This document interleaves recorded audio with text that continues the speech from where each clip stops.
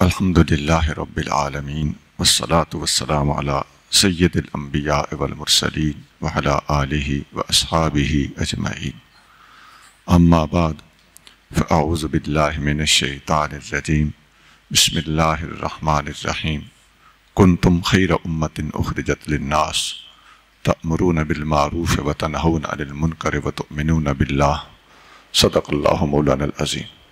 آج ہم حضرت مجدد الفسانی امام ربانی شیخ احمد سرہندی رحمہ اللہ کے اسم گرامی اور اس اسم گرامی کے عنوان سے انعقاد پذیر محفل میں حاضر ہیں۔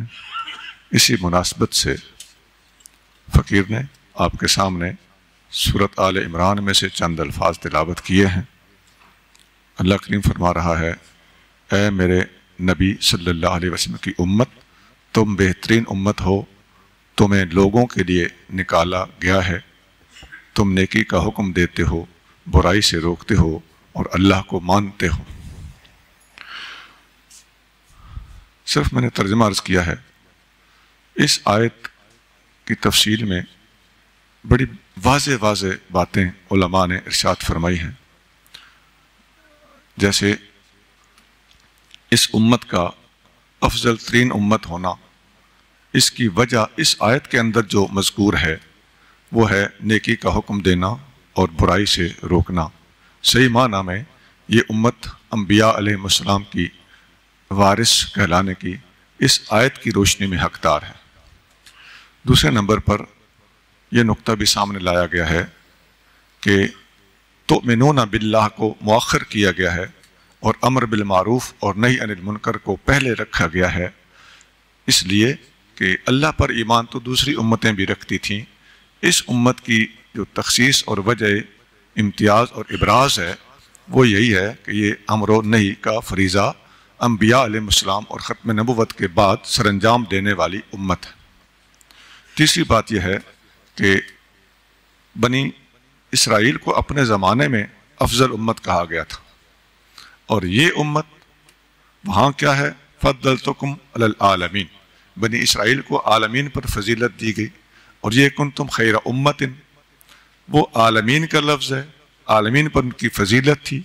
اور اس آیت میں امت مسلمہ کی باری آئی تو یہاں کنتم خیر امت، یہاں امتوں میں سے افضل، یہ فرق بتا رہا ہے کہ وہ افضلیت اور تھی، یہ افضلیت اور ہے، اور وہ اپنے زمانے کے اعتبار سے تھی، اور اس میں تو عالمین ایک وسعت رکھتا ہے، اور امم کا لفظ اگر آ جائے خیر امتن تو یہ خواص میں سے چنی ہوئی امت ہے، تو اس اعتبار سے یہ جو امت ہے یہ دوسری امتوں پر فائق اور غالب ہے، اور اپنے زمانے کے اعتبار سے وہ بھی افضل تھے، لیکن جب اس امت کا زمانہ آیا تو یہ امت تمام امتوں پر سپرسیڈ کر گئی اور لیڈ لے گئی۔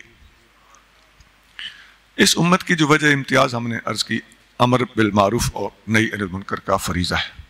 یہ کام نبی کریم صلی اللہ علیہ وآلہ وسلم نے اپنے بعد اپنی امت کو سونپا۔ آقا کریم صلی اللہ علیہ وسلم کی اس موضوع پر بہت حدیثیں ہیں۔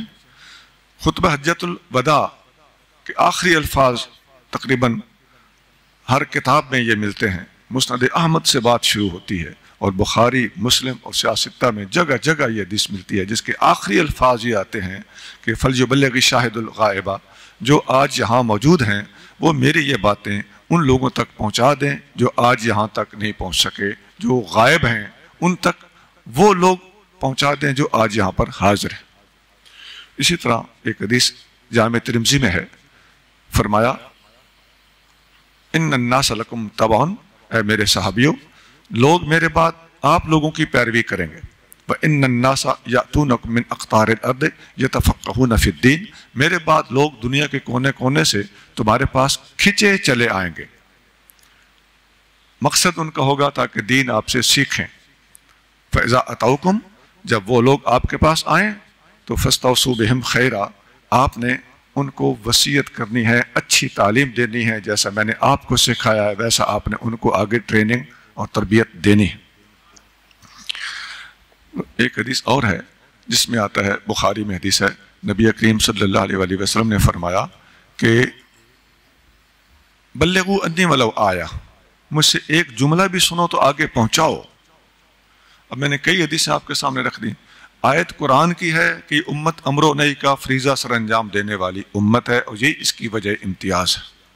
اور حدیثیں کثرت سے موجود ہیں جن میں آتا ہے کہ حضور صلی اللہ علیہ وسلم فرما رہے ہیں میری جو بات سنو آگے پہنچاؤ، ایک جملہ سنو آگے پہنچاؤ، پورا خطاب حجۃ الوداع کا سنا ہے آگے پہنچاؤ، لوگ تمہارے پاس دین سیکھنے آئیں گے ان کو ٹریننگ دینا، تربیت دینا۔ یہ مستقبل اور قیامت تک آنے والی امت کے لیے تبلیغی حکمت عملی اور پوری کی پوری منصوبہ بندی نبی کریم صلی اللہ علیہ وسلم نے جس طرح دی ہے، یہ بھی پوری دنیا میں ایک امتیازی حیثیت رکھتی ہے۔ نبی کریم صلی اللہ علیہ وآلہ وسلم جیسی منصوبہ بندی اپنی امت کو اپنے بعد کسی اور نے نہیں دی جیسی آقا نے دی ہے۔ کام سب کا اچھا ہے ماشاءاللہ۔ اچھا، یہ سلسلہ آگے کو چل پڑا حضور صلی اللہ علیہ وسلم کے بعد دین کے ابلاغ کا اور آگے پہنچانے کا۔ آقا علیہ السلام کی ایک حدیث ابو داؤد شریف میں موجود ہے، ان اللہ یبعث لہذہ الامت علی رأس کل مئۃ سنۃ من یجدد لہا دینہا، اللہ تعالیٰ میری امت میں ہر صدی میں کچھ بندے ایسے پیدا کرے گا جو دین کی تجدید کرتے رہیں گے۔ اب یہ بات صحابہ اکرام سے آگے مجددین اور ہر صدی کے مبلغین تک متعدی ہو گئی اور منتقل ہو گئی، آگے چل پڑی۔ ایک حدیث شعب الایمان میں امام بہقی نے نقل کیا ہے، انس بن مالک اس کو روایت کرتے ہیں، سند اس کی صحیح ہے۔ آقا علیہ السلام نے فرمایا یحمل ھذا العلم من کل خلف عدولہ، میری اس تعلیم کو، قرآن حدیث کو، میرے دیے ہوئے پیغام کو ہر زمانے کے ذمہ دار لوگ اپنے سے پہلے لوگوں سے لے کر اپنے سے بعد والے لوگوں کو پہنچائیں گے۔ یہ بیچ میں چینل کا کردار ادا کریں گے، پہلے والوں سے لیں گے، بعد والوں کو دیں گے، پیچھے سے سیکھیں گے، آگے کو سکھائیں گے۔ تو اب وہ صرف آگے ٹرانسفر نہیں کریں گے، فرمایا تین کام بھی کریں گے، ینفون عنہ تحریف الغالین و انتحال المبتلین و تعویل الجاہلین۔ میرے علم کے اندر جو لوگ گڑبڑ کریں گے تو تحریف الغالین، کچھ لوگ غلو کر کے قرآن و سنت میں تحریفات کریں گے، چینجز کریں گے۔ میری امت کے ذمہ دار لوگ ہر دور میں ان غلطیوں کی اصلاح کریں۔ نمبر دو، انتحال المبتلین، کچھ لوگ وہ کچھ بن بیٹھیں گے جو کچھ وہ نہیں ہوں گے، پریٹینڈ کریں گے، they will pose to be something، لیکن وہ ہوں گے نہیں، وہ منتحل ہوں گے۔ انتحال کا معنی ہوتا ہے جھوٹا روپ اختیار کر لینا۔ تو تیسرے نمبر پہ فرمایا بتاویل الجاہلین، کچھ لوگ جاہلوں والی تعویلیں کریں گے، تو میری امت کے ذمہ دار لوگ ان تعویلوں کی اصلاح کریں گے۔ تو تین کام ذمہ داروں نے کر کے اس دین کو چیک کرنا ہے، اس کے قرآن و سنت کے اندر جو تشریحات توضیحات کی گئی ہوں گی ان کو پیوریفائی کرنا ہے، ان کو ریکٹیفائی کرنا ہے، ان کو ریفارم کرنا ہے، اور پھر آگے شفٹ کرنا۔ یہ ہر دور ہر صدی کے لوگوں کی ذمہ داری ہے۔ یہ باتیں دلائل کی ترتیب کے اعتبار سے آپ دیکھیں تو میں سری لفظ دکھاتا آ رہا ہوں، اور اگر ایک اور پہلو سے دیکھیں کہ آپ کے سامنے اس دور میں ایک بہت بڑا المیہ ہے کہ ہمارے بہت سے ساتھی ایسے ہیں جو تشریح نہیں دکھاتے، اپنی تشریح دکھاتے ہیں، اور ہمیشہ تشریح آپ سمجھتے ہیں صاد کے ساتھ ہے اور تشریح شین کے ساتھ ہے۔ تو تشریح کا پلڑا ہمیشہ صرف تھوڑا بہت بھاری نہیں بلکہ 100% ایکوریسی ہوتی تشریح میں ہے۔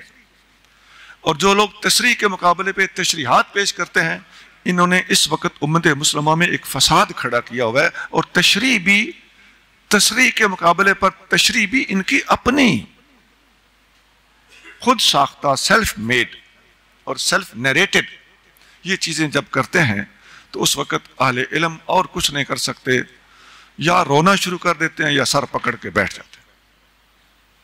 اور ایسے لوگوں کو بولنے کی بھی عادت زیادہ ہوتی ہے نسبتاً، جو تشریحات من گھڑت تشریحات لیے پھرتے ہوتے ہیں۔ اچھا، اب اسی سیکوینس کو آگے لے کے چلتے ہیں۔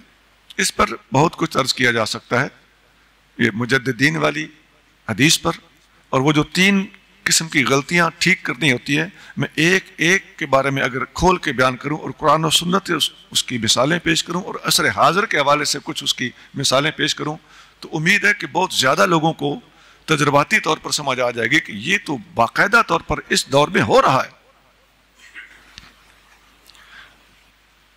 غلو کرنا 1، بن بیٹھنا 2، اور جاہلوں والی تعویلیں کرنا 3۔ یہ میں نے سادہ لفظوں میں حدیث دہرا دی۔ ان چیزوں کو ٹھیک کرنے والے لوگ ذمہ دار لوگ ہوں گے، اور ہمیں یہ بڑے دکھ سے کہنا پڑتا ہے کہ یہ 3 غلطیاں ٹھیک کرنے والے ذمہ دار لوگ ہوں گے۔ تو اس وقت جو لوگ ذمہ دار بنے ہوئے ہیں وہ بذات خود یہ 3 غلطیاں کر رہے ہیں۔ میں پوری ایمانداری سے یہ بات کہہ رہا ہوں، اور میرے پاس اس کے سری 1 2 نہیں، کئی ثبوت، ایک تینوں میں سے ایک چیز پر کئی ثبوت میرے پاس موجود ہیں، اور بڑی ڈٹھائی کے ساتھ وہ غلطیاں کی جا رہی ہیں جن کی کریکشن ان لوگوں کے ذمہ لگائی گئی تھی۔ اب میں اس کی اگر مثالیں دوں گا تو چونکہ مجھے پتہ نہیں کہ اس ماحول میں کون کون بیٹھا ہے، میں اس طرف جانا مناسب نہیں سمجھ رہا۔ اب آئیے اس سلسلہ مصلحین اور مجددین، اس کی جب انتہا حضرت مجدد الف ثانی شیخ احمد سرہندی پر آ کر 11ویں صدی 10ویں صدی میں ہوتی ہے، تو وہاں آج میں نے بریک لگانے، باقی یہ سلسلہ آگے اب تک بھی جاری ہے، قیامت تک جاری رہے گا۔ حضور صاحب السلام کی پریڈکشن ہے، وہ ہو کے رہنا ہے۔ اچھا، اب یہ میں نے پس منظر بتایا کہ آقا کریم صلی اللہ علیہ وآلہ وسلم نے ہر دور میں ایسے کھڑے ہونے والے اور اللہ کے پیارے بندے، ان کی نشاندہی فرمائی ہے کہ وہ ہوں گے اور میرے دین کو پیوریفائی کرتے رہیں۔ حضور مجدد الف ثانی شیخ احمد سرہندی رحمۃ اللہ علیہ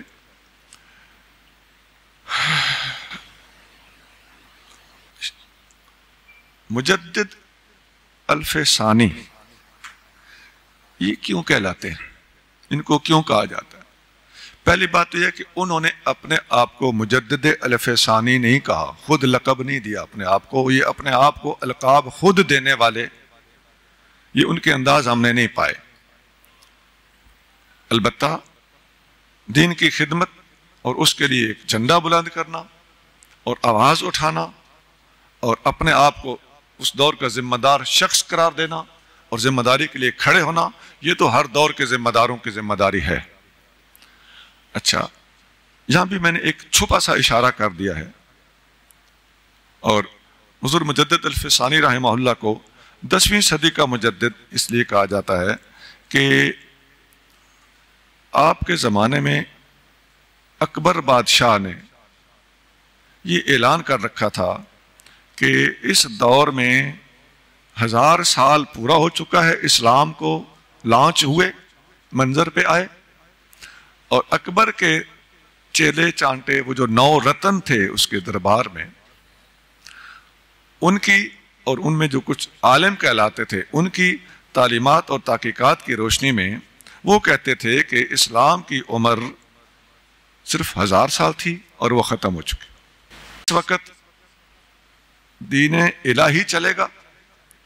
دین الہی کا نام اپنے دین کو اس نے اس لیے دیا کہ اللہ کو ماننے والے جو مذہب تھے اس نے ان کو اکٹھا کر کے تو اس نے ایک نیا مذہب فارم اپ کیا، اللہ کے منکروں کو چھوڑ کر، یعنی ایتھیسٹ کا وہ طبقہ جو ان کے اندر کئی فرقے ہیں جو اللہ کو نہیں مانتے، مذہبوں کو نہیں مانتے، وہ یہ نہیں تھے، لیکن دین الہی اللہ کو ماننے والے تمام طبقے، خواہ وہ ہندو ہوں، عیسائی ہوں، یہودی ہوں، مسلم ہوں، ان کو اپنے اپنے مذاہب اور ادیان کے لیبل ہٹا کر دین الہی کے جھنڈے اور اس لیبل کے تلے جمع کرنے کی اس نے کوشش کی، اور یہ اس کی کوشش جو ہے یہ کافی حد تک اس نے اس کو کامیاب کرانے میں اچیومنٹ بھی کر لی۔ اچھا، یہ 10ویں صدی کے بارے میں کچھ باتیں اور بھی بتا دوں۔ یہ باتیں 10ویں صدی میں اڑائی گئیں کہ بس اب اس کے بعد دین اسلام بس معاذ اللہ ختم ہے۔ امام عبد الوہاب شعرانی رحمہ اللہ ان کی ایک کتاب ہے الانوار القدسیہ، یہ تصوف پر کتاب ہے، چھوٹے چھوٹے اس کے 2 حصے ہیں، انتہائی علمی اور زبردست کتاب ہے۔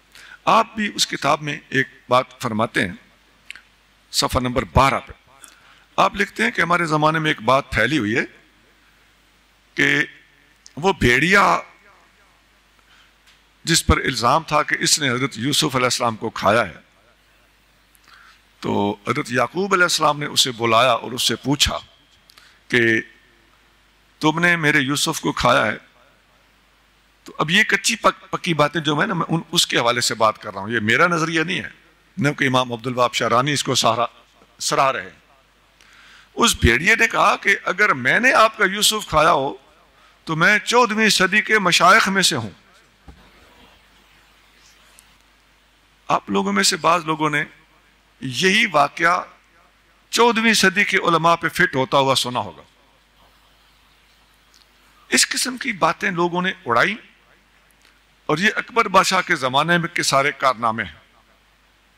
10ویں صدی کو بہت زیادہ رگیدنے کی ظالمانہ کوشش اور جاہلانہ کاوش کی گئی۔ میں تھوڑا سا ایک اور چیز کو بھی ٹچ دینا چاہتا ہوں۔ مرزا قادیانی نے بھی اسی طرح کی باتیں کی ہیں، یہ بے عین ہی واقعہ تو نہیں، لیکن جس طرح ان لوگوں نے 10ویں صدی کو آخری صدی قرار دینے کی کوشش کی تھی، مرزا قادیانی نے بھی 14ویں صدی کو آخری صدی قرار دینے کی کوشش کی۔ وہ اپنی متعدد کتابوں میں لکھتا ہے، کہتا ہے کہ بس بعض احادیث اور کشوف اولیاء کرام و علماء عظام ایسے ہیں جو اس بات کی گواہی دیتے ہیں اور دلالت کرتے ہیں کہ مسیح موعود اور مہدی معہود 14ویں صدی کے سر پہ ظاہر ہوگا۔ اس کی کتاب ہے روحانی خزائن، اس کا والیوم نمبر 17 ہے اور صفحہ نمبر 130 ہے۔ اسی طرح ایک اور جگہ پہ لکھتا ہے کہ احادیث جو صحیح ہیں ان میں آیا ہے کہ مسیح موعود صدی کے سر پہ آئے گا اور وہ 14ویں صدی کا مجدد ہوگا۔ اب یہ اپنے آپ کو مجدد ثابت کرنے کے لیے اس قسم کے وہ جھوٹ بول رہا ہے، حالانکہ اہل علم اس پر گواہ ہیں، ہماری پوری اس پر تحقیق ہے، ہم اس پر پوری دیانتداری اور وثوق اور یقین کے ساتھ کہہ سکتے ہیں کہ ایسی اس صفحہ ہستی پر کوئی حدیث نہیں، یہ مرزے کا چٹا جھوٹ۔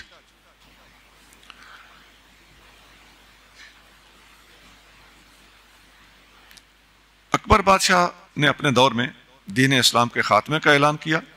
اس نے الفی سکہ بھی رائج کیا۔ الف 1000 کو کہتے ہیں عربی میں۔ اس نے ایک سکہ بھی 1000 سال کا رائج کیا، اس لیے کہ اس کے نزدیک اسلام کی عمر 1000 سال تھی اور وہ پوری ہو چکی تھی۔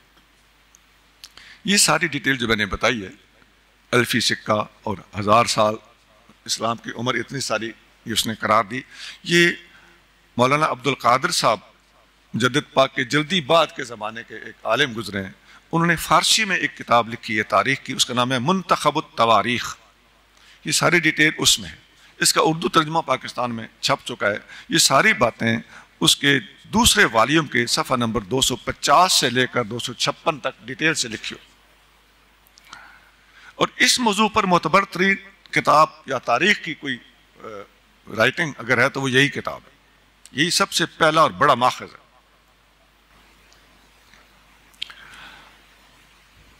اچھا، اکبر بادشاہ جو تھا اس کی بے دینی کا آغاز جو ہے وہ اس کو جو بہانہ ملحدین نے بنایا وہ علماء کا آپس کا اختلاف تھا۔ اب ہم نے ذرا سوچتے جانا ہے کہ اس دور میں کیا ہو رہا ہے کہ جی یہ تو آپس میں لڑتے رہتے ہیں، آپس میں اختلاف کرتے رہتے ہیں، یہ ہے، یہ وہ ہے، میں بس یہ ساری دکانیں ہیں اور ہم یہ بند کرانا چاہتے ہیں۔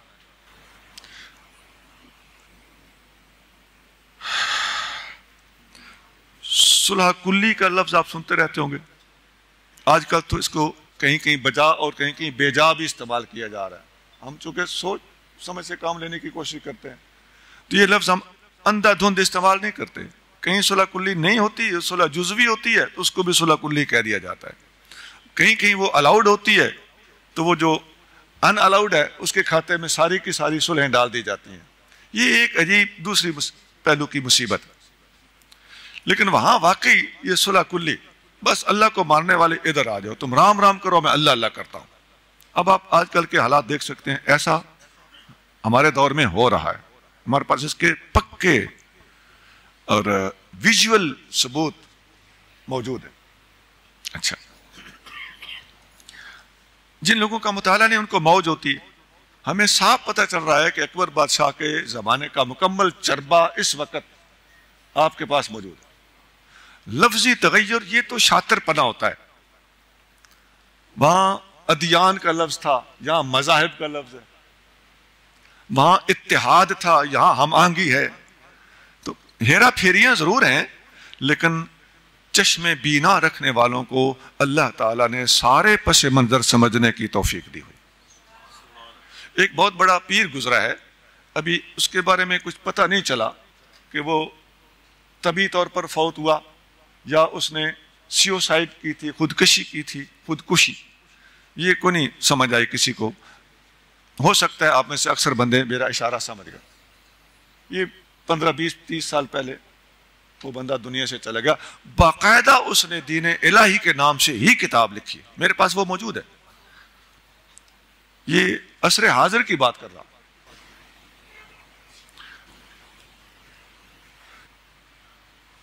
اچھا، اکبر کے زمانے میں اس حد تک کفر کو پھیلانے کی کوشش کی گئی کہ عربی پڑھنا تک عیب بنا دیا گیا، اور تفسیر پڑھنا، یہ دینی علوم پڑھنا اور بلاغات وغیرہ یہ تو بہت بات کی چیزیں رہ گئیں ان کے نزدیک۔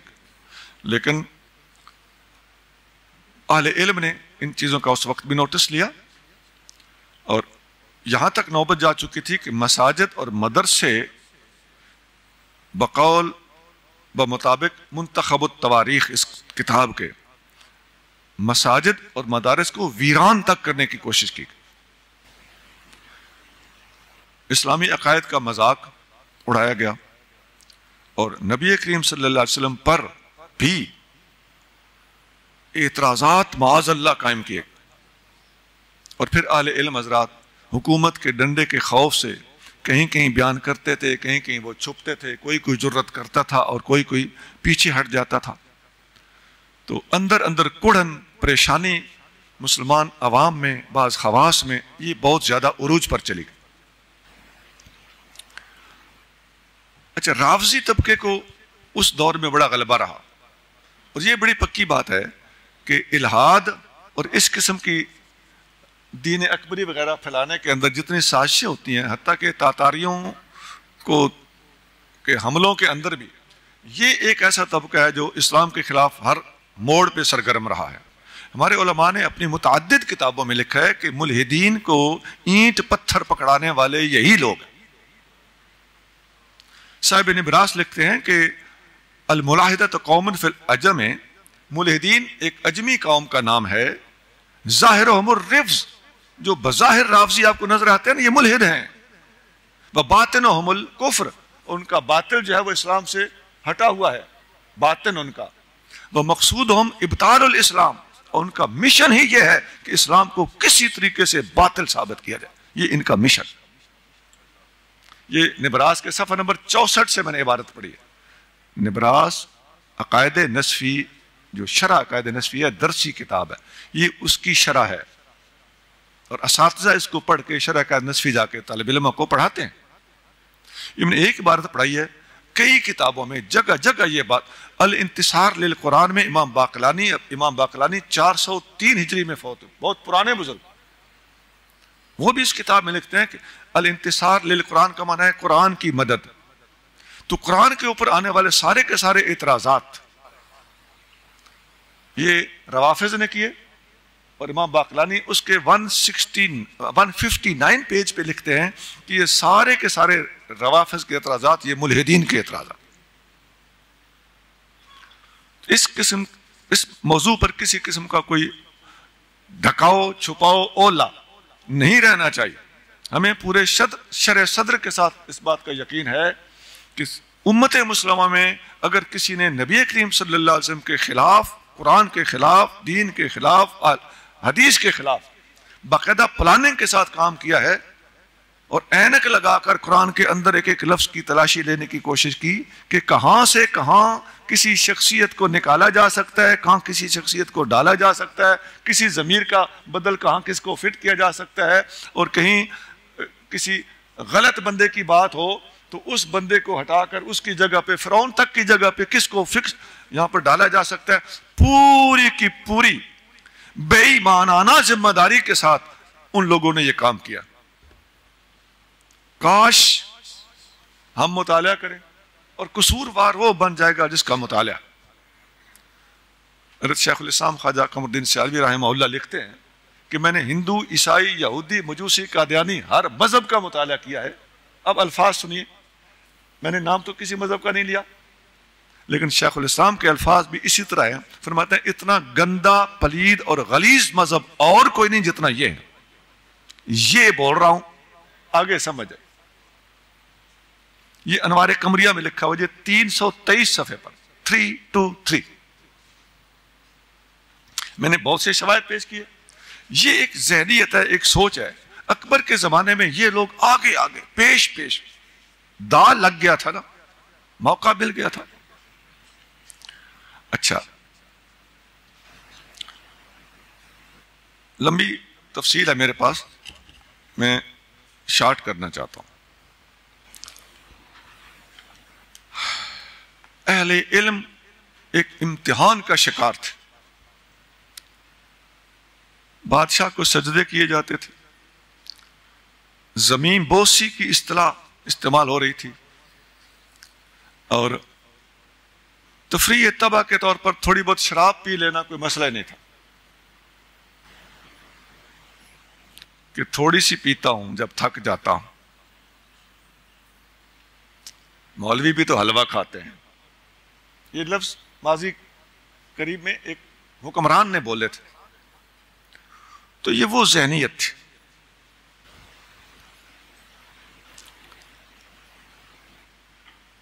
اس دور سے پہلے شاہی محل کے اندر 5 وقتی اذان ہوتی تھی، لیکن اچانک سارا سسٹم فلاپ کر دیا گیا. اس دور کے آنے کے بعد اسلامی عیدوں اور تہواروں کو پیچھے ہٹا کر ایرانی اور مجوسی تہواروں کو فروغ دیا گیا. حتیٰ کہ نوروز ان کی خاص مجوسیوں کی عید ہے. وہ آپ کے بھی ملک میں کہیں کہیں کسی کسی علاقے میں آج بھی ایک مخصوص طبقہ ہے جو سابق مجوسی ہیں، وہ اب بھی مناتے ہیں. آپ انٹرنیٹ پہ بھی دیکھ لیں، کوئی نہ کوئی بندہ کہتا ہوا نظر آئے گا کہ بس جی امت کے زوال کا سبب یہ ہے کہ امت نے نوروز کو بلا دیا. نوروز ہے کیا؟ مجوسیوں کے سال کے آغاز پہ جو سال کے افتتاح کے طور پر وہ عید مناتے ہیں، اس عید کا نام ہے نوروز. وہ قرآن کی آیت ہے نا کہ یہ چاہتے ہیں کہ 1000 سال زندہ رہیں. یود احدہم لو یعمر 1000 سنہ. آیت کی کریکشن کر دیجئے، یہ پہلا سپارہ ہے جی، پہلا ہی پارہ ہے. تو یہ یہودی چاہتے ہیں کہ ان کو کاش 1000 سال کی عمر ملے.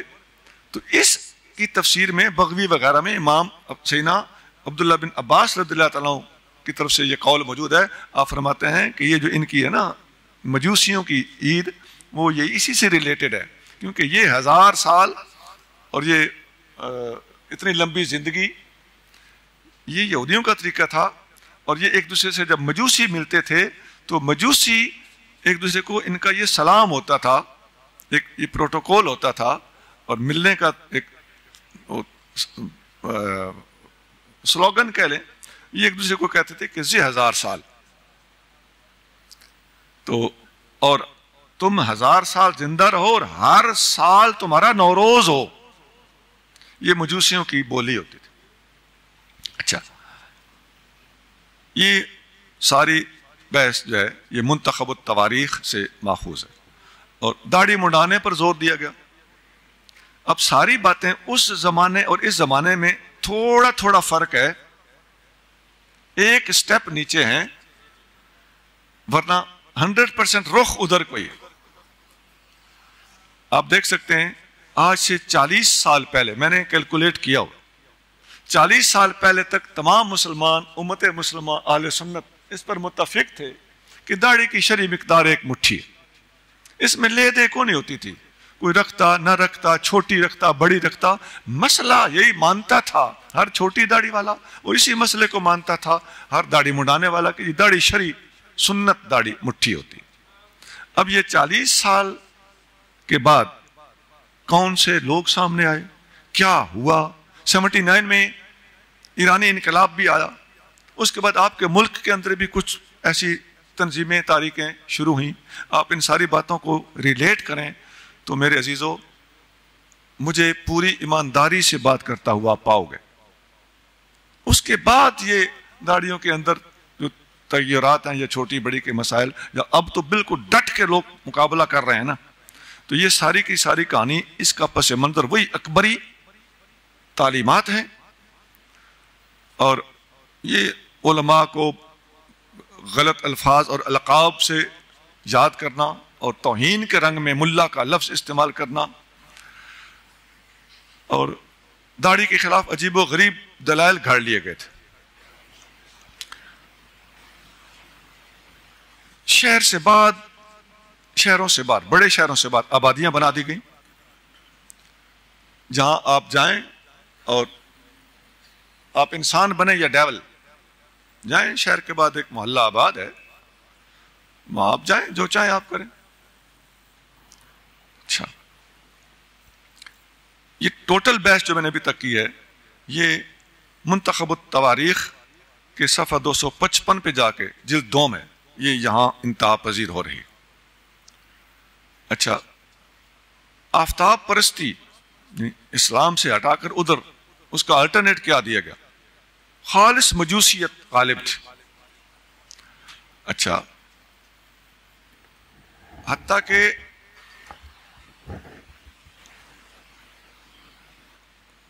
غسل جو فرض ہوتا ہے وہ اکبر کے زمانے میں منسوخ کر دیا، باقاعدہ شریعت کا بانی بن کے سامنے آیا اور غسل کو کہتا جی منسوخ ہے۔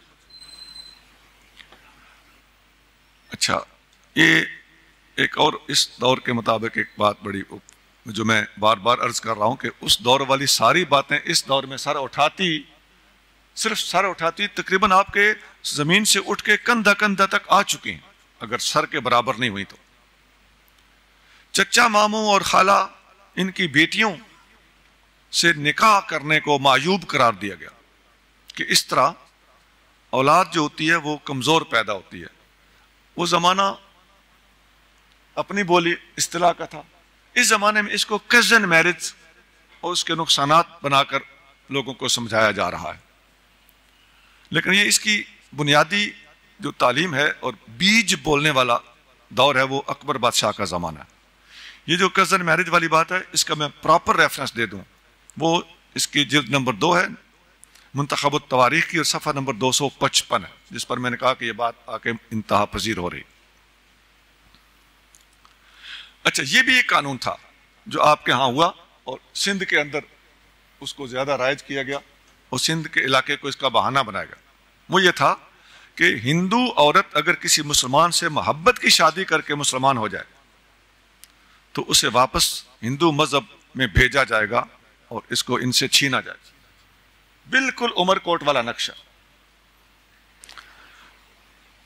یہ تھوڑی آگے چل کے بات ہے، منتخب التواریخ کی جلد 2 کے صفحہ 335 پر لکھی ہوئی۔ اچھا، مساجد کو گرا کر اس کی جگہ پہ مندر بنائے جا رہے تھے۔ یہ خیر یہ بات تو مجدد پاک نے بھی لکھی ہے مکتوبات شریف۔ خیر آپ سمجھ گئے کہ اسلام کے خلاف جو کچھ ہو سکتا تھا اکبر کے بادشاہ کے زمانے میں یہ سب کچھ ہوا۔ اچھا، بالآخر مسلمانوں پہ اللہ کا کرم ہوا، جہانگیر بادشاہ کا دور آیا، اس نے نبی کریم رؤوف رحیم صلی اللہ علیہ وآلہ وسلم کی زیارت خواب میں کی اور آپ کریم صلی اللہ علیہ وآلہ وسلم کو جلال میں دیکھا، اور آپ نے فرمایا کہ تم نے ہمارے پیارے اور کتنے بڑے انسان کو جیل میں ڈال رکھا ہے۔ اس وقت مجدد الف ثانی اکبر بادشاہ کا مقابلہ کرنے کی وجہ سے جیل میں تھے، اور جہانگیر کا مقابلہ کرنے کی وجہ سے جیل میں تھے. تب جا کے مسلمانوں کا پانسا پلٹا اور اسلام کو اللہ تعالیٰ جل شانہ نے ترقی عطا فرمائی. مجدد الفسانی رحمہ اللہ نے جتنے کارنامے سر انجام دیے ہیں، ان میں آپ نے اس نظام اکبری کا جس دلیری سے مقابلہ کیا ہے، ہم یہ دیکھتے ہیں اگرچہ سارے مجددین اپنی اپنی شان کے مالک ہیں، اپنے اپنے زمانے میں انہوں نے بڑھ چڑھ کے کام کیا ہے، لیکن بادشاہ وقت کے ساتھ جس طرح حضرت مجدد پاک نے ٹکر لی ہے، یہ آپ کا ترہ امتیاز. یہ آپ سے پہلے مجددین کو بھی ان حالات کا سامنا نہیں کرنا پڑا. وہ ہوتے تو شاید اس سے بہتر کر لیتے، لیکن آپ کی شان اس فیلڈ میں اللہ تعالیٰ نے آپ کو ایسے حالات میں دنیا میں سامنے منظر پہ لا کھڑا کیا کہ آگے اکبر جیسا آدمی تھا، آپ جیسی شخصیت کی اس زمانے میں واقعی آپ کی تعلیمات کی سخت ضرورت تھی. کیونکہ بہت سے لوگ، مصیبت یہ تھی کہ بہانہ تصوف کا تھا. اس وقت بھی آپ دیکھ لیں آپ کے سامنے کیا ہو رہا ہے، تصوف کا بہانہ ہے. صوفی کانفرنسیں منعقد کی جا رہی ہیں، صوفی کسی کو کچھ نہیں کہتا، صوفیاء کسی کو کافر نہیں کہتے، صوفیاء یہ الفاظ بولے جائیں، صوفیاء کسی کو مرتد نہیں کہتے. حالانکہ آپ دیکھتے ہیں کہ یہ صوفی ہی تھے جن کے یہ سارے کارنامے ہیں. امام غزالی نے فارابی کو بھی کافر کہا، ابن سینا کو بھی کافر کہا، حضرت حارث محاسبی نے ابو حمزہ کی تکفیر کی، چھرا نکال لیا میں تجھے قتل کرتا ہوں، نہیں پڑھ کلمہ نہیں تو مار دوں گا. یہ کشف المحجوب میں لکھ، صفحہ 191 پہ لکھ. آپ کے سامنے مرزا قادیانی، سارے علماء سارے صوفیاء نے مل کے اس کی تکفیر کی. کون کہتا ہے کہ صوفی کسی کو کچھ نہیں کہتا؟ صوفیوں میں غیرت ہوتی ہے. میں اس کے برعکس کوئی جملہ نہ بولوں کہ ان کو یوں نہ کہو، صوفیاء کو غیرت مند ہی کہو، اور یہ غیرت کی انتہا پر ہوتے ہیں. اللہ اس کے رسول کے بعد سب سے زیادہ غیرت اللہ کے ولیوں میں ہوتی ہے.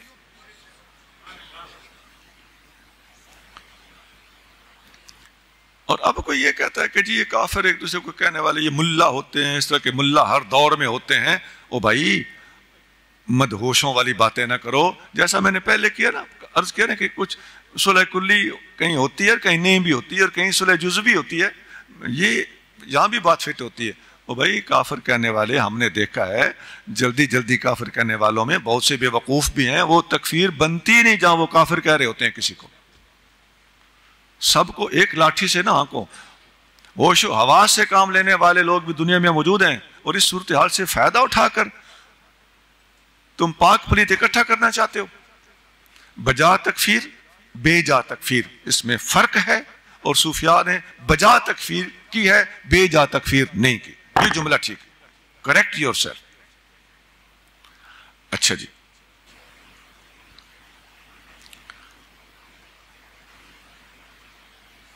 اب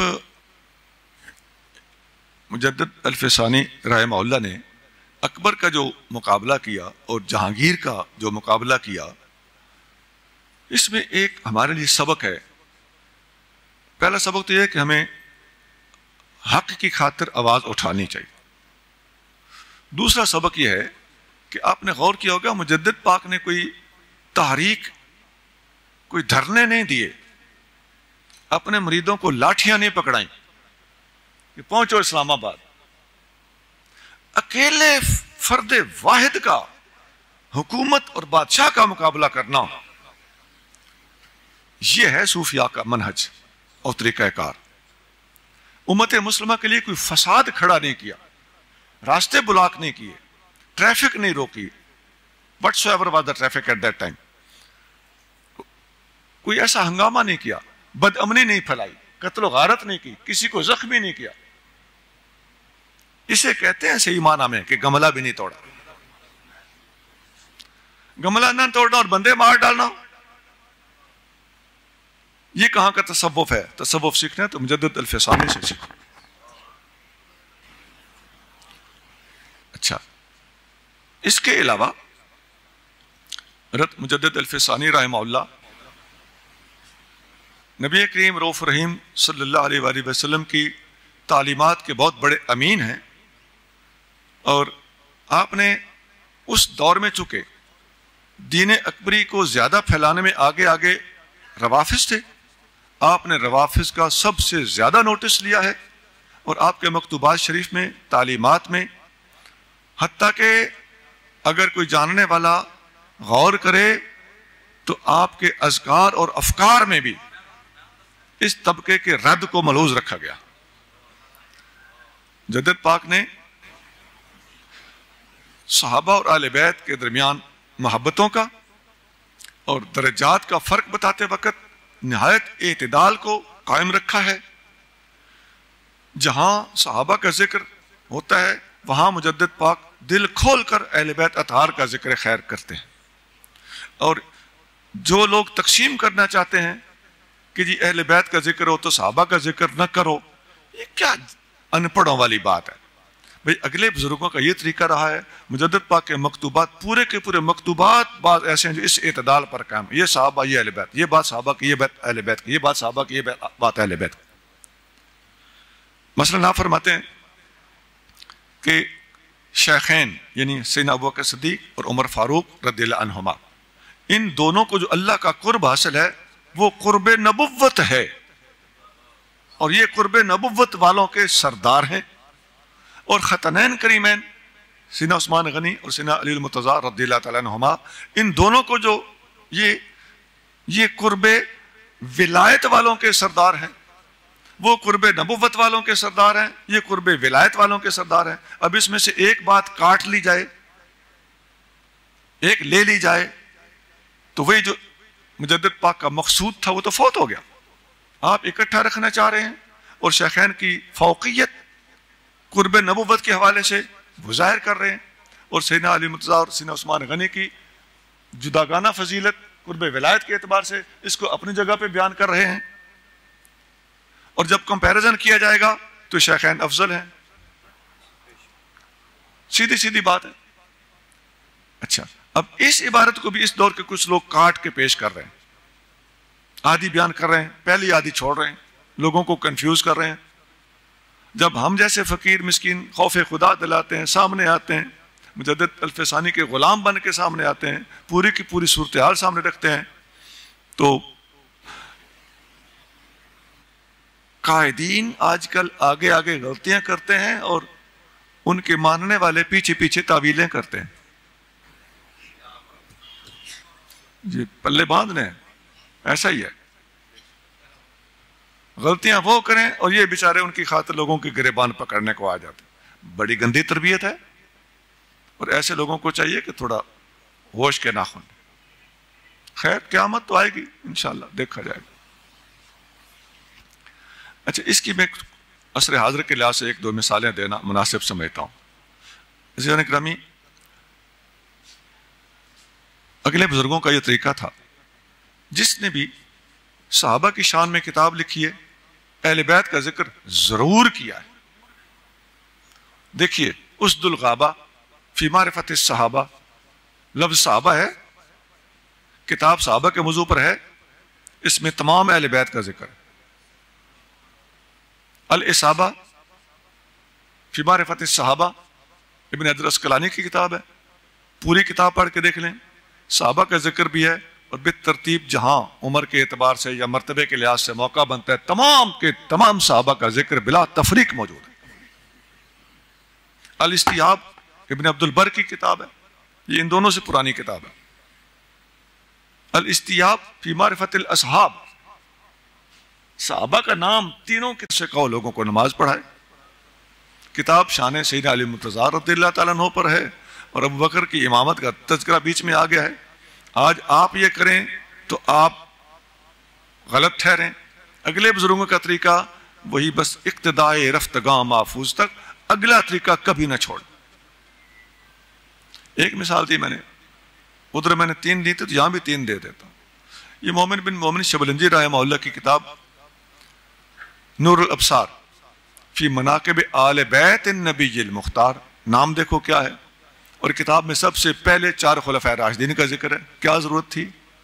پوچھئے ان سے جا کر، ہم ان کے کہنے پہ چلیں یا آپ کے کہنے پہ چلیں؟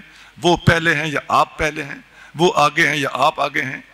ہم ان کا کہنا مانیں گے، اگلوں کا کہنا مانیں گے، اگلے زیادہ حق پر ہیں اس لیے کہ حضور کے زیادہ قریب ہیں صلی اللہ علیہ وسلم۔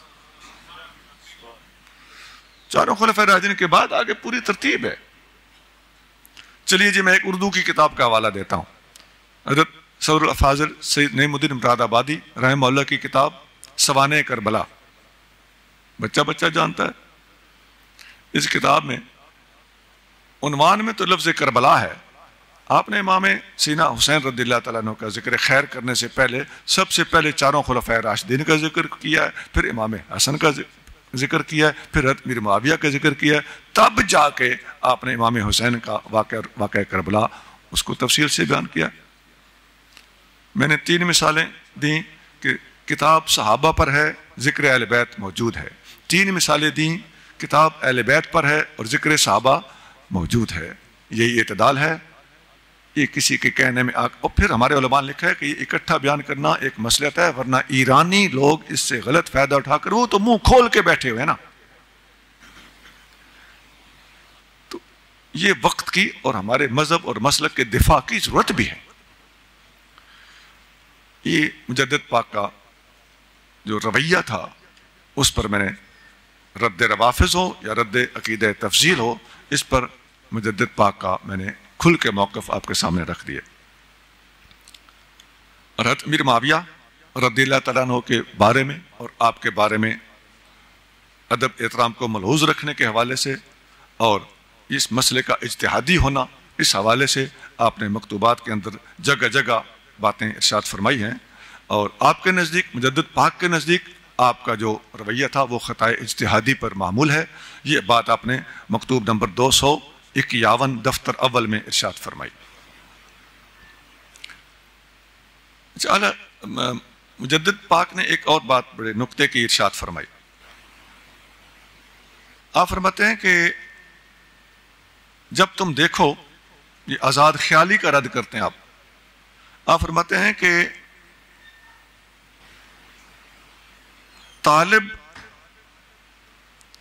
طالبان علم بے باک، وہ طالب علم جو بے باک ہوتے ہیں، منہ پھٹ ہوتے ہیں، از ہر فرقہ کے باشند، خواہ وہ کسی فرقے سے تعلق رکھتے ہوں، لصوص اند، وہ چور ہیں، اور لصوص دین اند، وہ دین کے چور ہیں. اجتناب از صحبت ایشاں می خواہد کرد، ان لوگوں کی صحبت سے اجتناب کرنا چاہیے. اور یہ ضروریات دین میں سے آپ فرماتے ہیں، از ضروریات دین است، آزاد خیال طالب علم سے بچنا اور ان کی صحبت سے اوائڈ کرنا یہ ضروریات دین میں سے. یہ مکتوب نمبر 213 ہے، دفتر اول. یہ جو آپ کا ارشاد ہے یہ بہت گہرا اور علمی ہے. الحاد کی بنیاد آزاد خیالی سے پڑتی ہے. تحقیق کے بہانے سے جو بندہ اپنے گردن سے اپنے اجماع امت کا پٹا، جمہور کا پٹا اور قول مختار کو چھوڑ کر اپنی تحقیقات اختیار کرتا ہے، واقعی یہ الحاد کی خشت اول ہے. کوئی جذباتی بات نہیں ہے، پوری صداقت کے ساتھ یہ بات کر رہا ہوں. آزاد تحقیقات، یہ آج کل عنوان ہے بعض لوگوں کی کتابوں میں. کس چیز سے آزاد ہو رہے ہو؟ قرآن سے، اللہ سے، اللہ کے رسول سے آزاد ہو رہے ہو. آزاد تحقیق محض الحاد ہے. تحقیق وہی ہے جس کے لیے 4 اصول ہوں، ان کو نہیں چھوڑنا. قرآن، حدیث، اجماع، جمہور، اس دا منکر رب تو دور.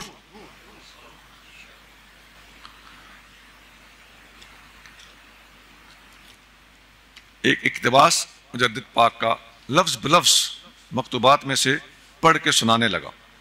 آپ فرماتے ہیں ذمہ دار حضرات پر سب سے پہلے نہایت ضروری ہے کہ علماء اہل سنت و جماعت شکر اللہ وسعیہم کی تحقیقات کے مطابق اپنے عقائد درست رکھیں، کیونکہ عاقبت کی نجات انہی بزرگوں کی بے خطا تحقیقات کی تابعداری پر موقوف ہے.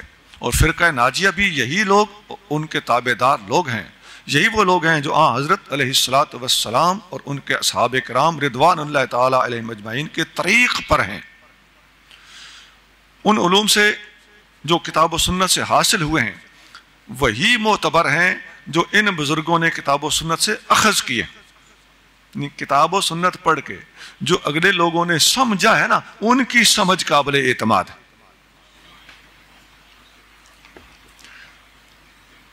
کیونکہ اس کی وجہ کیا ہے؟ قرآن و سنت کی تشریح اور تعبیر اگلوں سے لینی ضروری ہے. کیوں؟ آج کل کے لوگوں کی تشریح تعبیر کیوں قابل اعتماد نہیں؟ فرماتے ہیں کیونکہ ہر بدعتی اور گمراہ بھی اپنے فاسد عقائد کو کتاب و سنت سے ہی اخذ کرنے کا دعویٰ کرتا ہے. پس ان کے اخذ کردہ معانی سے کسی معنی پر اعتماد نہیں کرنا چاہیے. جی باز ضمیر آدمی کے لیے صحیح اصول آپ نے فراہم کر دی. یہ فقہ کے اصولوں کے اندر شامل ہونے کے قابل عبارت ہے کہ قرآن و سنت سے اخذ فیض کا طریقہ کار کیا ہے.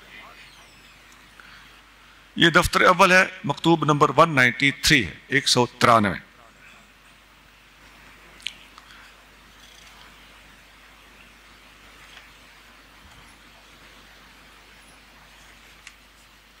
میں لمبا مضمون ہے. شریعت کی پابندی کے حوالے سے مجدد پاک کا ایک امتیاز ہے. اپنے زمانے میں جس قدر شریعت کی پابندی کی ضرورت تھی وہ مجدد پاک نے اس کا حق ادا کر دیا. اس وقت بھی آپ دیکھتے ہیں کہ مجدد پاک کا فیض اگر کسی نے دیکھنا ہو تو وہ شریعت کی پابندی کے حوالے سے سب سے زیادہ شریعت کے قریب اور شریعت کی پابندی پر وہ لوگ سٹرکٹ ہیں جو آپ کے فالورز ہیں. باقی بہت سارے مشائخ سب کے شریعت کے پابندی کے انکار کا الزام کسی پر بھی نہیں، لیکن اس کا باقاعدہ اہتمام مجدد پاک کی تعلیمات اور اس دور کے اس حالات کے تقاضوں کو مد نظر رکھتے ہوئے جو آپ نے سسٹم رائج کیا، یہ اس کے اثرات اور برکات ہیں.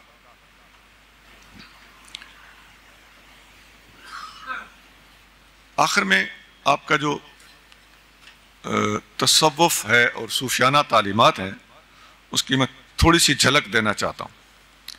پہلی بات یہ ہے کہ سلسلہ مجددی، نقشبندی مجددی، اس وقت نقشبندی تقریباً پورے، میں کسی ایسے نقشبندی سے آج تک نہیں ملا. پاکستان بھر تو میں گھوما ہوں، آئے دن کسی نہ کسی شہر میں جاتا رہتا ہوں. کوئی نقشبندی مجھے کم از کم پاکستان میں نظر نہیں آیا جو مجددی نہ ہو. اس وقت ساری کی ساری نقشبندیت مجددیت میں تقریباً ڈھلتی ہوئی نظر آتی ہے. شاید کہیں ہو، میرے علم میں نہ ہو، میں اپنے علم کی نفی کرتا ہوں، لیکن میرے مشاہدے میں ایسا آج تک نہیں آیا. آپ کا سلسلہ جو ہے وہ پاک و ہند، وہ تو ہم ادھر رہ ہی رہے ہیں. اس کے علاوہ آپ افغانستان میں دیکھ لیں، افغانستان کے اندر جو انقلاب برپا ہوا ہے وہ اس میں تقریباً سارے کے سارے نقشبندی طلبات اور خانقاہوں کے میرے طلباء سے میرے مراد طالبان طریقت، وہ سارے کے سارے نقشبندی تھے. اس کے علاوہ انڈونیشیا، یہ ملایا، حتیٰ کہ رشیا اور ازبکستان جیسے علاقوں میں نقشبندی سلسلے کا غلبہ ہے اور خانقاہوں کے اوپر ان کا جو ہے وہ قبضہ ہے اور باقاعدہ تربیتیں روحانی طور پر وہاں پر لی اور دی جا رہی ہیں. اس کے علاوہ ادھر یمن، شام، دمشق، ترکی وغیرہ میں حتیٰ کہ ترکی کی قیادت بھی نقشبندی مجددی، افغانستان کی قیادت بھی ایک عرصے تک نقشبندی مجددی رہی. اب بھی وہی ہیں لیکن وہ اپنے نام کے ساتھ ایسا لیبل نہیں لگاتا. یہ بہت بڑی اچیومنٹ اور کامیابی ہے جو اللہ کریم جل شانہ مجدد الفسانی رحمہ اللہ کو عطا فرمائی. ایران کے اندر جتنے اہل سنت پائے جاتے ہیں ان میں بھی بھاری اکثریت نقشبندیوں کی. اور یہ ادھر پاک و ہند میں جو ہمارے ہاں شیخ آدم بن نوری، حضرت مظہر جان جانا، جن کے مرید یہ قاضی ثناء اللہ پانی پتی رحمہ اللہ تھے، جن کے نام پر انہوں نے اپنے مرشد کے نام پر تفسیر مظہری لکھی. تو پاک و ہند میں عربی میں تفسیریں بہت ایک دو ہی ہیں، تو وہ یہ نقشبندیوں کی لکھی ہوئی تفسیر مظہری. اچھا، مولانا غلام علی دہلوی رحمہ اللہ اور حتیٰ کہ حضرت پیر صاحب پگارا، وہ دو سلسلے ہیں، قادری اور نقشبندی سلسلہ ان کا یہی مجددی سلسلہ ہے. میں اسی سلسلے سے وابستہ ہوں. اچھا، شیخ محقق شیخ عبدالحق محدث دہلوی رحمہ اللہ نے بھی آپ سے استفادہ کیا. وہ آپ کی اپنی کتاب اخبار الاخیار کے اینڈ پہ یہ بات وہ ارشاد فرماتے ہیں. شاہ ولی اللہ مدث دہلوی نقشبندی سلسلے سے وابستہ تھے بیسیکلی، اور الانتباہ کے صفحہ نمبر 11 کے اوپر لکھتے ہیں کہ میں نقشبندی ہوں اور مجددی ہوں، مجدد پاک سے فیض یافتہ ہوں۔ اچھا، ترکی کے سلطان، وہ ابھی آپ نے وہ پچھلے دنوں لوگ دیکھتے تھے، مجھے کسی نے بتایا کہ تم بھی دیکھو، وہ تمہیں تو ذرا سمجھ آئے گی کہ اخلاص اور منافقت میں فرق کیا ہے۔ میں تو نہ دیکھ سکا، ٹائم نہیں نکلا مجھ سے۔ تو سلطان عبد الحمید خان کا جو عثمانی سلطنت تھی، یہ سارے لوگ نقشبندی تھے۔ اس سے آپ کو سمجھ آتی ہوگی کہ نقشبندی سلسلے کا روحانی فیض کتنا وسیع ہے۔ ہمارے پاک و ہند میں یہ تشریف فرما ہے ہمارے قبلہ پیر صاحب، نقشبندی سلسلے کی بہت بڑا ہیڈ کوارٹر ہے، بلا مبالغہ ایسا ہے، چورا شریف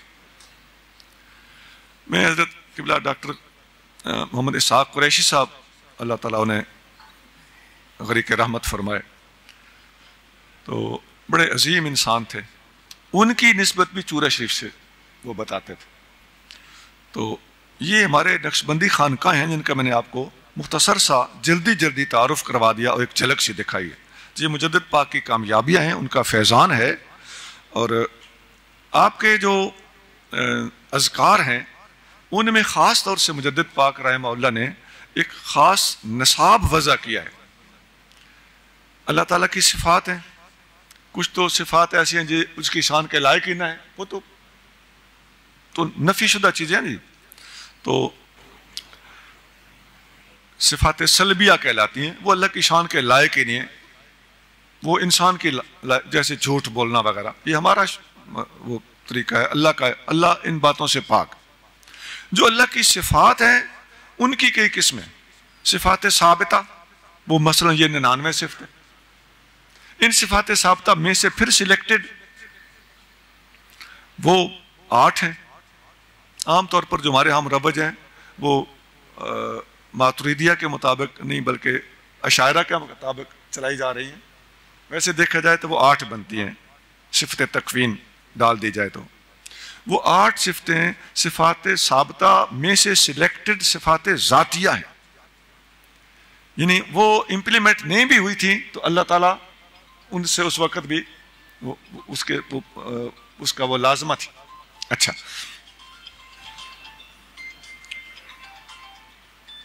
ان صفات ذات اس وقت بھی نقشبندی سلسلہ ان کی معرفت دلاتا ہے، اور مجدد پاک مکتوبات شریف میں متعدد مقامات پر لکھتے ہیں کہ عام طور پر کثرت اولیاء ایسی ہے جو اللہ تعالیٰ کی صفات ثابتہ تک رہ جاتی، معرفت حاصل کرتے وقت، یا کئی بندے آگے نکل جاتے ہیں تو صفات ذاتیہ تک پہنچ جاتے ہیں۔ لیکن مجدد پاک اس سے آگے لکھتے ہیں کہ صفات ذاتیہ سے بھی آگے ایک سٹیج آتی ہے جس کا نام ہے اللہ تعالیٰ کے شؤونات، اس سے اوپر ہے اعتبارات، اس سے اوپر ہے ذات بحت۔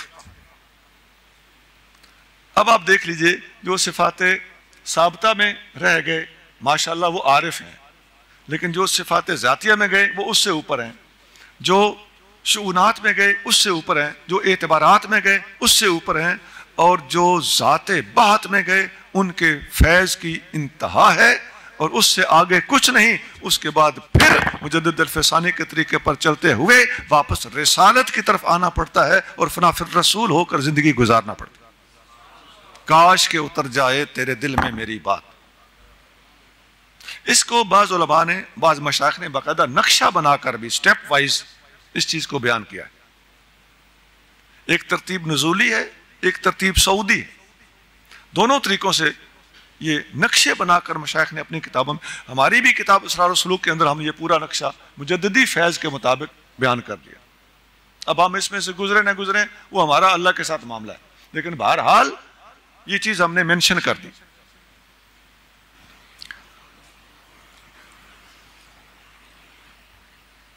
حضرت مجدد الفسانی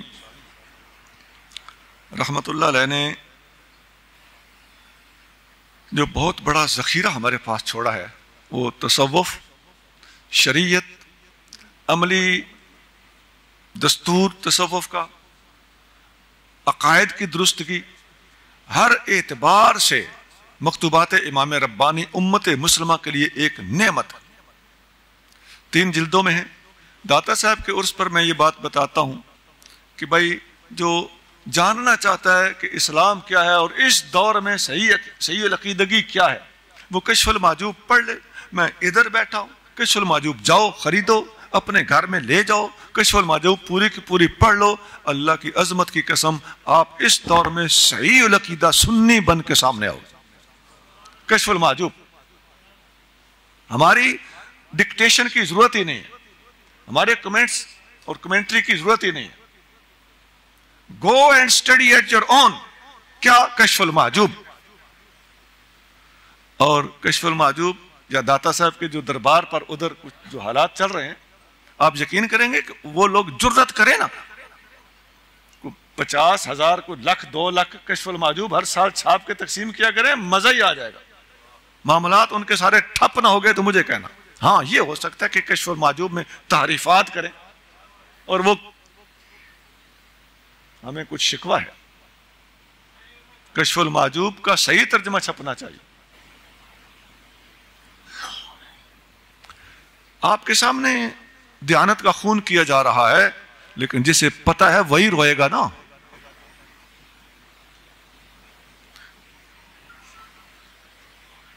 مکتوبات ربانی، امام ربانی کا بھی یہی حال ہے۔ مکتوبات میں چینجز کے لحاظ سے بات نہیں کر رہا، عامیت کے لحاظ سے یہ حال کہہ رہا ہوں۔ جس طرح وہ کتاب اہم ہے، مجدد پاک کے مکتوبات آپ یقین کریں کہ اپنے زمانے کے لحاظ سے، اس دور کی ضرورت کے لحاظ سے چوٹی پہ آتے ہیں۔ 3 جلدیں ہیں، اردو ترجمہ کئی بزرگوں نے کیا ہے۔ میں نے جو ترجمے دیکھے ہیں، کشف المحجوب کا اچھا ترجمہ جو مجھے لگا ہے وہ حضرت علامہ سید غلام معین الدین شاہ صاحب رحمہ اللہ کا ترجمہ، مجھے جو سوٹیبل لگا، کسی اور کو اور اچھا لگے۔ اور جو مکتوبات شریف کا ترجمہ ہے حضرت مولانا سعید احمد صاحب مجددی رحمت اللہ علیہ، یہ داتا دربار پر کسی زمانے میں خطیب ہوا کرتے تھے، ان کا ترجمہ میری سمجھ کے مطابق تاحال جو اردو ترجمے ہیں وہ بہترین ترجمہ۔ حضور پیر صاحب نے اس مکتوبات شریف پہ کام شروع کیا ہے۔ میرے پاس آپ کی کچھ جلدیں کچھ پہنچے ہیں، تو اللہ تعالیٰ آپ کو جزائے خیر عطا فرمائے اور اس کو پایہ تکمیل تک پہنچانے کی توفیق عطا فرمائے۔ آپ چونکہ وہ پڑھ رہے ہیں اور آگے اس کو آسان بنا رہے ہیں اور شرح تک لکھ رہے ہیں، تو پھر ان سے پوچھنا کہ مکتوبات کا فیض کیا ہے۔ میں اپنے فاضل دوستوں سے درخواست کرتا ہوں کہ دوست پوچھتے ہیں کہ میں کتاب کون سی پڑھوں، میں کہتا ہوں پہلے تو طلباء اپنے کتابوں کے متن پڑھیں، حواشی پڑھیں، شروع پڑھیں اس زمانے طالب علمی میں۔ لیکن اگر آپ فارغ ہو گئے ہیں تو فاضلانہ علوم حاصل کرنے کے لیے ایک بہت بڑی سجیشن مکتوبات امام ربانی۔ سبحان ربک رب العزت عما یصفون وسلام علی المرسلین والحمد للہ رب العالمین۔